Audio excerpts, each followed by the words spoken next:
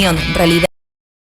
Los temas que me interesan. Junto a Fernando Paulsen. La clave me escucha.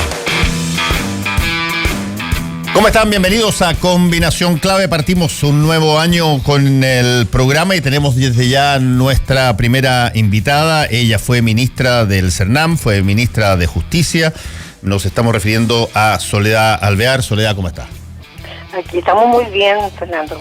Buenos días. Bueno, usted aparece como una de las líderes o lideresas en este llamado a lo que se ha denominado un acuerdo nacional que ha señalado que hay que preocuparse por el clima de violencia y hacer un acuerdo justamente en contra de ella en términos mucho más activos de lo que hasta ahora se había hecho.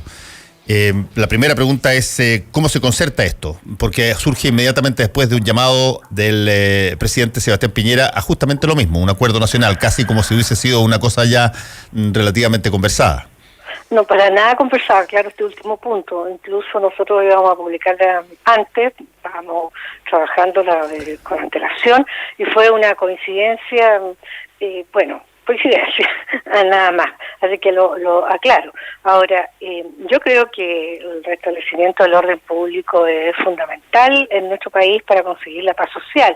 Y en ese contexto es muy relevante, en primer lugar, no solo una condena, que incluso algunos no han hecho, a la violencia, sino que tener una actitud, una decisión de las fuerzas políticas, de la ciudadanía en general, de un rechazo a la violencia y de aislar a los grupos violentistas, no asusarlos o motivarlos o al menos tácitamente apoyarlos. Y eso es fundamental, y eso es una actitud de todos y todos.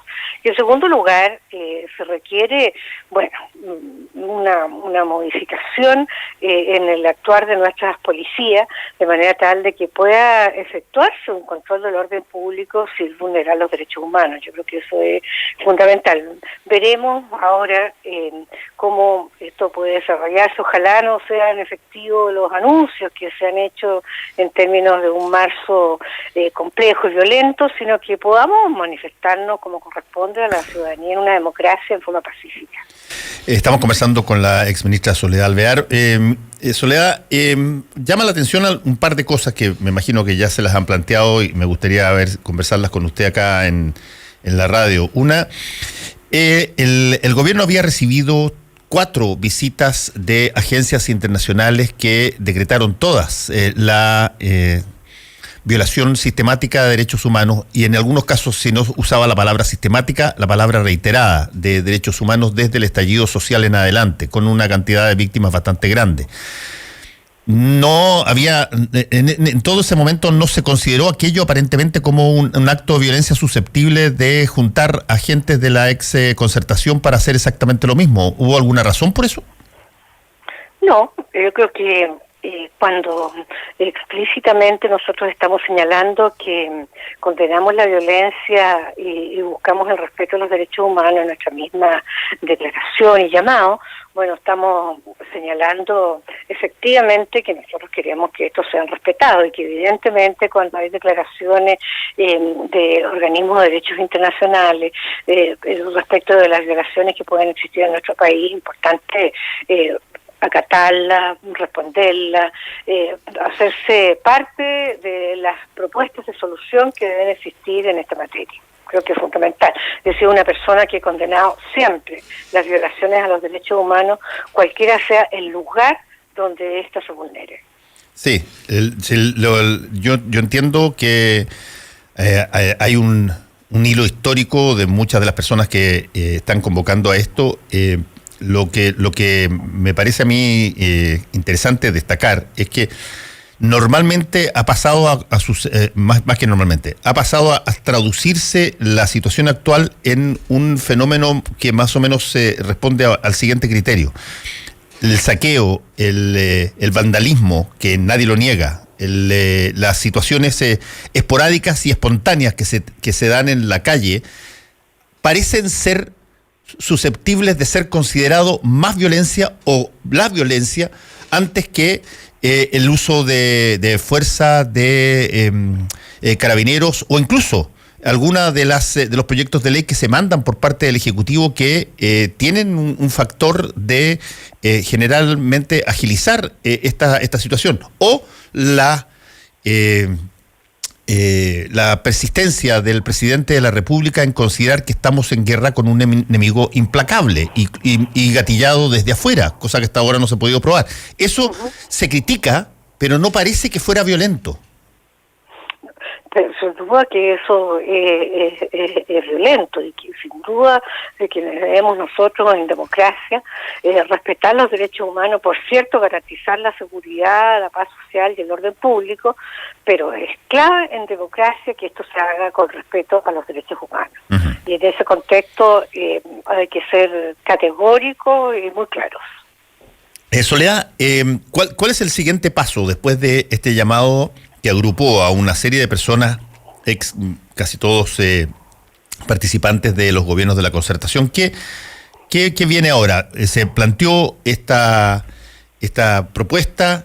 Me gustaría saber también cuál ha sido la evaluación que usted tiene de la reacción que ha habido justamente a su llamado. A ver, respecto a lo primero, a ver qué paso siguiente, nosotros estamos en el proceso de recolección de firmas y ya son muchas más y vamos a dar cuenta de ello. Es impresionante cómo la gente se suma y se suma, porque, Fernando, uno se pregunta a ver quién puede estar en desacuerdo con el tratar entre todos los chilenos y chilenas, buscar, solucionar el tema de orden público y paz social que requerimos. ¿Quién puede estar en desacuerdo con la necesidad de poder cubrir las demandas sociales que están en las protestas que se llevan adelante en nuestro país y que es una realidad? ¿Y quién puede estar en desacuerdo con que se requiera incrementar el crecimiento en nuestro país precisamente para poder tener los recursos necesarios para abordar la agenda social, que es fundamental? Esos son 3 puntos, pero ¿quién puede estar en desacuerdo con aquello? Es por ello que la gente que lee la declaración y que la analiza bien, bueno, lleva a su firma. Y yo esperaría, me encantaría que pudiésemos aunar muchos esfuerzos y ojalá se diera esa cosa mágica que ocurrió el 15 de noviembre, en el cual las distintas fuerzas políticas con representación en el Congreso, bueno, llegaron a un acuerdo para poder llevar adelante el plebiscito. Ahora, me interesa que el plebiscito se realice en forma tranquila.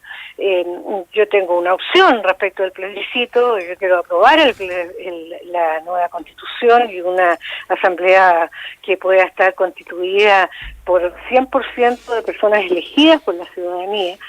Pero nosotros necesitamos llevar adelante ese proceso constituyente, que no es solo el acto de ese día, en forma tranquila, en paz, y en paralelo poder ir avanzando en una agenda que cubra las demandas sociales, que, a ver, no pueden ser picoteos de cositas o listas de supermercado. Tiene que ser una política nacional de equidad que aborde en forma responsable, seria, las distintas demandas sociales que no se van a resolver de un día para otro.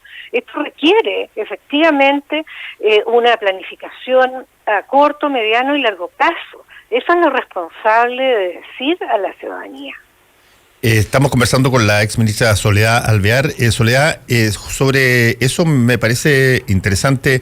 Había mucha, discrepancia en la forma en que se pensaba votar, o se prefirió no meter la variable de plebiscitaria en la declaración que hicieron ustedes, porque usted dice que quiere votar por apruebo y con convención constitucional completa, sí. Pero el llamado no menciona nada respecto de las posiciones respecto del apruebo, ni del rechazo.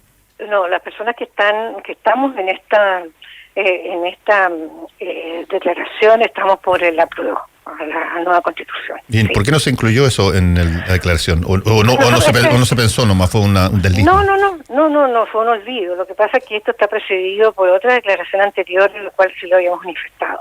Entonces, pareció como obvio que estábamos en aquella posición. Ahora, si es necesario explicitarlo, lo vamos a explicitar. Eso no tenemos ningún inconveniente. En política usted sabe también como yo que no existe nada obvio. Todo tiene que ratificarse porque si no, surgen automáticamente, el vacío se llena con la impresión de cada persona, digamos así. Efectivamente, suele ocurrir.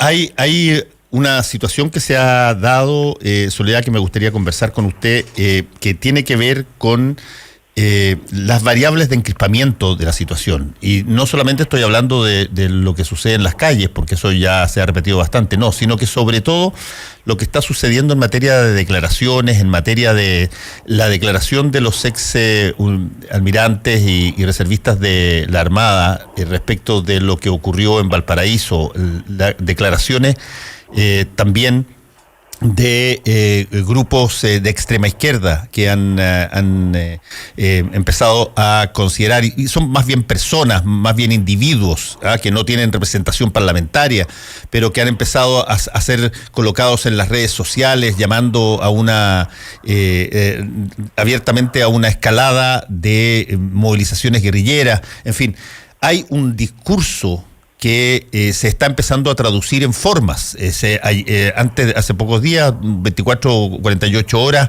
el sábado pasado, hubo una marcha en donde lo que se ve es a personas de derecha, de extrema derecha, curiosamente, con cascos, con antifaces, con capuchas, con palos, con escudos, con armas, algunos. Y la lógica de esa persona siempre había sido que eso era una suerte casi de monopolio de los grupos que generaban acusaciones al gobierno, al tal punto que se creó una ley ad hoc para eso, la ley anti-encapuchados. Pero si es que la ley anti-encapuchados no la cumple el sector que apoya al gobierno, parece que se cae todo nomás. Bueno, es uno de los temas preocupantes y es por eso nuestro llamado también a que generemos un gran acuerdo nacional frente a esta situación crítica, es la polarización que estamos viviendo en el país. Una polarización que parte, ¿no es cierto?, con agresiones verbales, con mensajes muy fuertes, muy críticos, incluso frente a la persona, que eso yo siempre los atribuyo, sobre todo en las redes, cuando las personas no tienen argumento, atacan a las personas, ¿no? Por X, por vieja, por fea, por gorda, por tonteras, ¿no? O la califica de fascista o terrorista, etcétera. Creo que esa polarización verbal inicial, bueno, todos sabemos cómo parte la violencia y muchos sabemos cómo puede terminar la violencia también. Es una espiral que uno nunca sabe cómo termina. Y por eso que es tan preocupante el hecho de que veamos esto ya traducido, como muy bien lo señala, en estos encapuchados de lado y lado, que están en las calles armados, con escudos, con antifaces, con capuchas, etcétera, logrando también preocupar y asustar a la ciudadanía y generar hechos de violencia. Eso tenemos que pararlo, eso tenemos que aislarlo, eso nadie puede estar de acuerdo con eso, quienes somos demócratas. Y es por eso que no solo tenemos que rechazarlo verbalmente, sino que tenemos que a esos grupos extremos aislarlos políticamente. Y eso falta. Y yo creo que está latente la preocupación, pero tenemos que ocuparnos y cada uno hacer lo que corresponde, no responder con más violencia, porque en ese contexto vamos a cualquier parte. Soledad, hay un problema práctico, probablemente, y que es gigantesco para que suceda quizás lo que usted está señalando. Uno de ellos es que las instituciones que probablemente son las encargadas de, o podrían ser las encargadas de generar esta condición de destemplamiento de lo que está sucediendo, son hoy por hoy, las peor evaluadas del país. Es la Presidencia de la República, es el Congreso, son los partidos políticos, es la Iglesia Católica, es el empresariado, la élite, y por lo tanto la respuesta que tiene estos esbozos violentos de tanto en tanto, la respuesta es una respuesta sistémica hacia una cosa que no habíamos visto antes, que abarca un arco extraordinariamente amplio y que me imagino las personas firmantes de la propuesta que usted encabeza, bueno, ¿tienen algún grado de mirada respecto de lo que ha sido su participación en todo este proceso a través de los años? ¿Qué tanto sienten que ese descrédito a las instituciones que se reformaron a partir de 1990 no forman parte también de su propia acción? A ver, lo primero que yo quiero señalar, Fernando, es que yo me siento bien orgullosa de lo que hicimos durante los gobiernos de la concertación. Evidentemente, y lo digo de inmediato, en eso se solucionaron todos los problemas, pero se abordaron, y quiero decirlo con mucha fuerza, los temas que eran más urgentes después de 17 años de dictadura. O sea, los niveles de pobreza y extrema pobreza que existían en el país, la falta de escuelas que existían, en fin, los temas relativos a salud, infraestructura para el país, etcétera, etcétera. No quiero aburrir con cifras, porque eso poco importa, pero nadie con mente no lúcida puede desconocer los avances que tuvo Chile.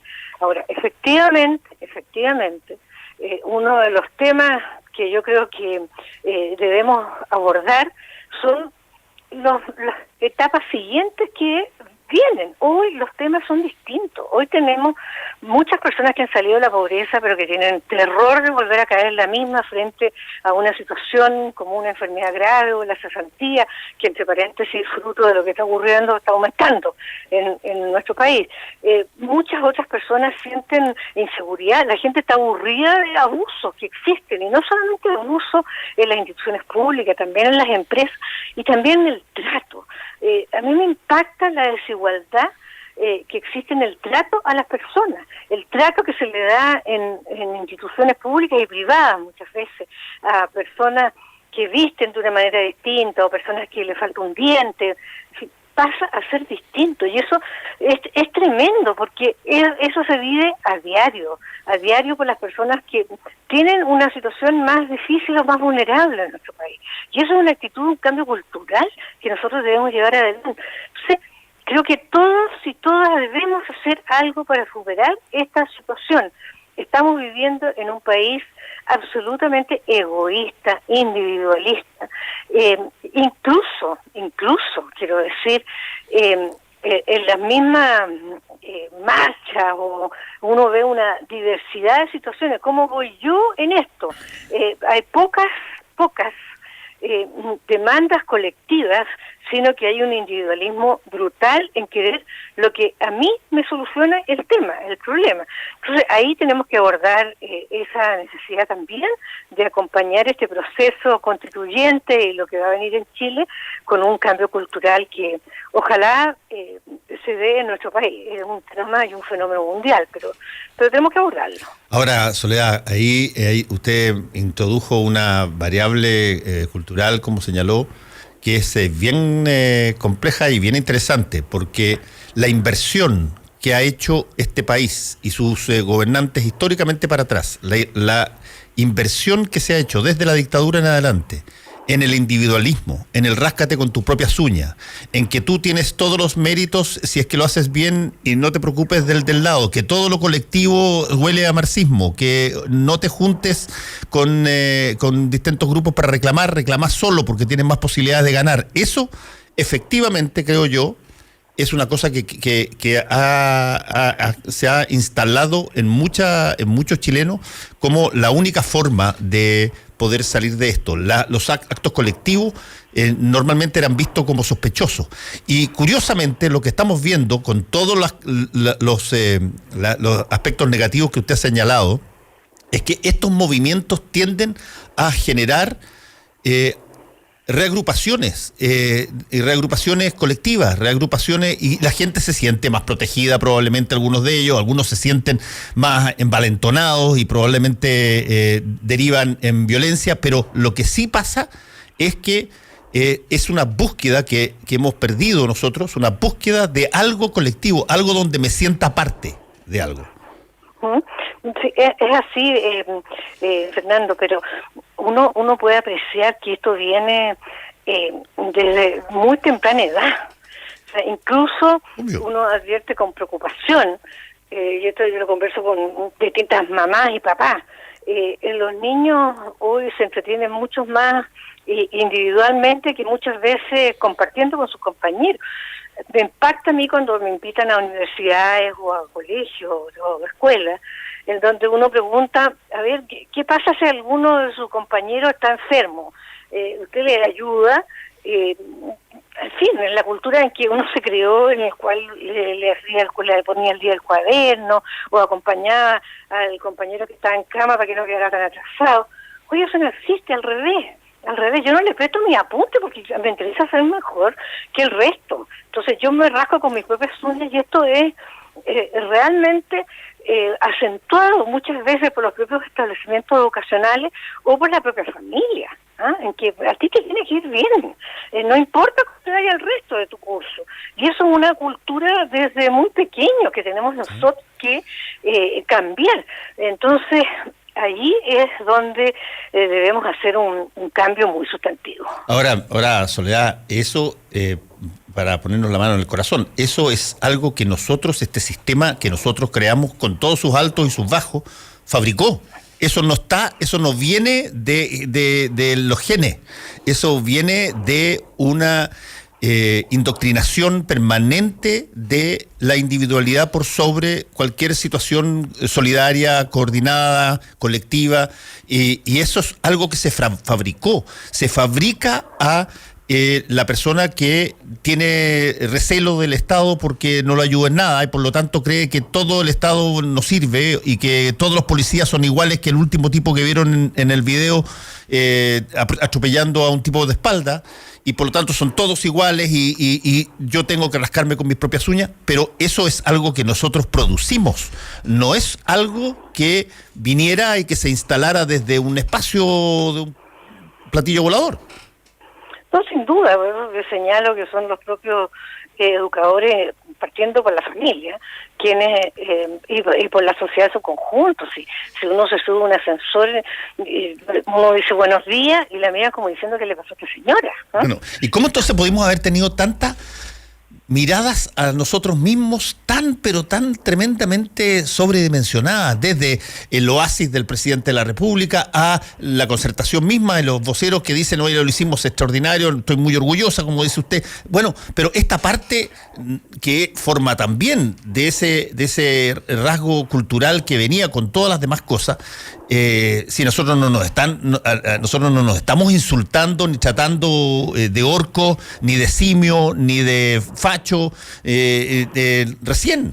Esto viene hace mucho rato.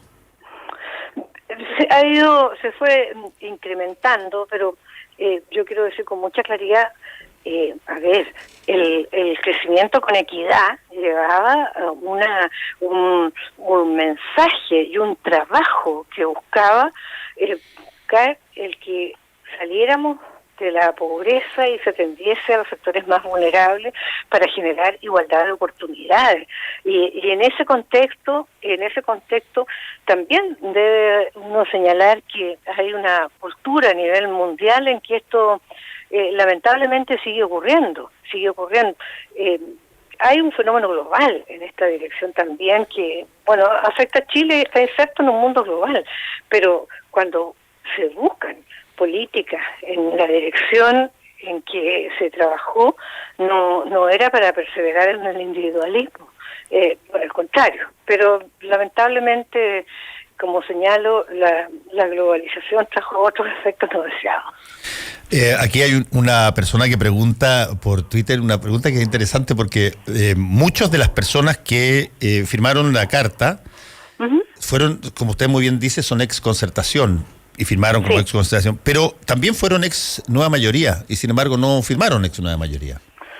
Parece como que como dice una sensación media culposa con la segunda coalición. Yo creo que... Daniel Pérez, en todo caso, quien hizo la pregunta. Bueno, una buena pregunta. Yo creo que habría que preguntarle precisamente a quienes conformaron la nueva mayoría, donde estaba el Partido Comunista, quiero decirlo con mucha franqueza, con mucha claridad. Bueno, están en una actitud completamente distinta el día de hoy. O sea, veamos el Partido Comunista que no firmó el 15 de noviembre el acuerdo, que se autoexcluyó y al mismo tiempo las declaraciones de personeros del Partido Comunista respecto a la violencia. Entonces es evidente que hay una automarginación de personas, específicamente ese partido también, aunque no formaban parte del gobierno, personas que pertenecen a otras fuerzas políticas en la actualidad. Pero, a ver, yo diría... Yo lo entiendo, pero hay que reconocer que las coaliciones son coaliciones, digamos, y tienen partidos individuales que gustarán o no gustarán, pero un porcentaje de las personas que aparecen firmando fueron funcionarios de la nueva mayoría, es verdad, y parece que no se sienten tan orgullosos como se sienten de la Concertación, digamos.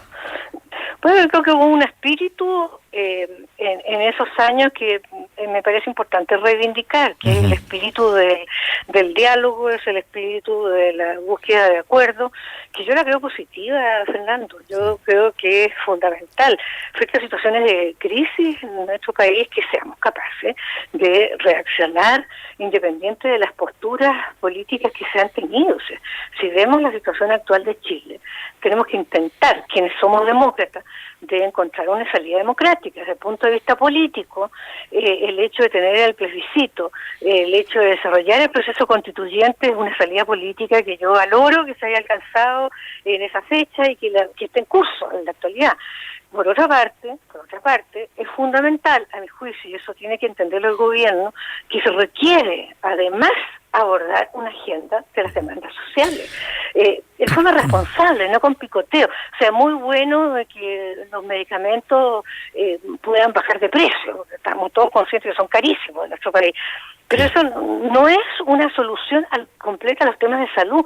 Tenemos que hacer una agenda, y como no todo se puede resolver mañana, en esa agenda responsable debe existir una mirada más a corto, mediano y largo plazo para poder hacer las modificaciones necesarias, por señalar un ejemplo. La educación de calidad en nuestro país es fundamental que se lleve adelante para los efectos de superar esta desigualdad que aún existe en materia de educación en Chile.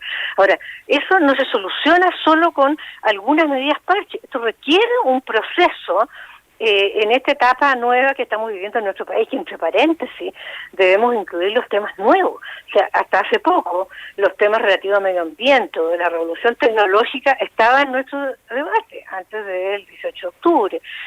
Hoy no están en el debate porque tenemos esta otra urgencia, pero si nosotros no asumimos lo que es la inteligencia artificial, la revolución tecnológica en general, nos vamos a quedar afuera como país, y eso es extraordinariamente complejo, y nosotros hemos dejado de lado ese debate por estas otras urgencias. Entonces tenemos que mirar el país en estas medidas de corto, mediano y largo plazo respecto de cada uno de los temas en forma responsable, conociendo cuál es la realidad de Chile. No somos un país desarrollado, y en ese contexto yo creo que hay que tener extraordinaria responsabilidad.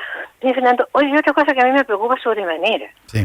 Porque yo he participado en diálogos respecto de la Constitución y me impacta cuando uno escucha o uno le piden aclaración respecto de temas que son increíbles, que creen que van a solucionarse con la Constitución. O sea, un mamógrafo, yo quiero una nueva Constitución para tener un mamógrafo en mi consultorio.